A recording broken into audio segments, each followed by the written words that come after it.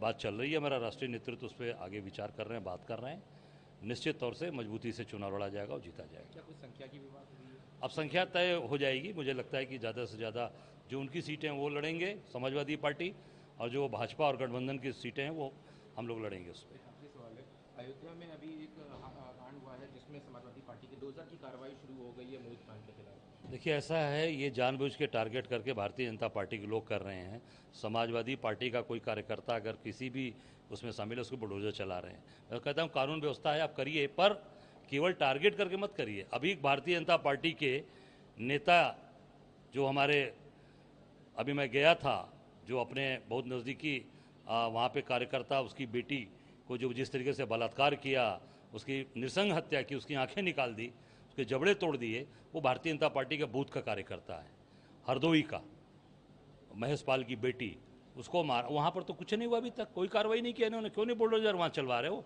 Target करके केवल काम करेंगे। मैं समझता हूँ कि ये पूरा देश देख रहा है, समाज देख रहा है कि भारतीय जनता पार्टी का जो कार्यकर्ता अपने घर पर झंडा लगाया हुआ है, वो मैंने अपनी आंख से देखा। अभी तक केवल उसको साधारण जेल भेज के आपने उसको एक खाना पूर्ति की। उसका घर कब गिरेगा योगी जी, ये प्रदेश की जनता जानना चाहती है। अखिलेश यादव ने इसमें कहा है किसी को भी बख्शा ना जाए, डीएनए टेस्ट होना चाहिए और अगर डीएनए के बाद कोई बेकसूर निकलता है तो अधिकारियों पे कार्रवाई होनी चाहिए। निश्चित तौर से बात चल रही है, हमारा राष्ट्रीय नेतृत्व उस पर आगे विचार कर रहे हैं, बात कर रहे हैं।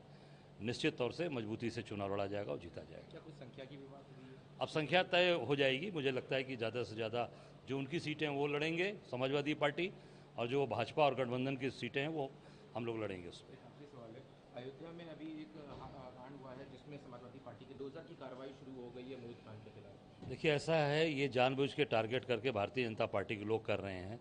समाजवादी पार्टी का कोई कार्यकर्ता अगर किसी भी उसमें शामिल है, उसको बुलडोजर चला रहे हैं। मैं कहता हूँ कानून व्यवस्था है, आप करिए, पर केवल टारगेट करके मत करिए। अभी भारतीय जनता पार्टी के नेता जो हमारे, अभी मैं गया था, जो अपने बहुत नज़दीकी वहाँ पे कार्यकर्ता, उसकी बेटी को जो जिस तरीके से बलात्कार किया, उसकी नृशंस हत्या की, उसकी आंखें निकाल दी, उसके जबड़े तोड़ दिए, वो भारतीय जनता पार्टी के बूथ का कार्यकर्ता है, हरदोई का, महेश पाल की बेटी, उसको मार। वहाँ पर तो कुछ नहीं हुआ, अभी तक कोई कार्रवाई नहीं किया इन्होंने। क्यों नहीं बुलडोजर वहाँ चलवा रहे हो?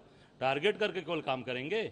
मैं समझता हूँ कि ये पूरा देश देख रहा है, समाज देख रहा है कि भारतीय जनता पार्टी का जो कार्यकर्ता अपने घर पर झंडा लगाया हुआ है, वो मैंने अपनी आंख से देखा। अभी तक केवल उसको साधारण जेल भेज के आपने उसको एक खाना पूर्ति की। उसका घर कब गिरेगा योगी जी, ये प्रदेश की जनता जानना चाहती है। अखिलेश यादव ने इसमें कहा है किसी को भी बख्शा ना जाए।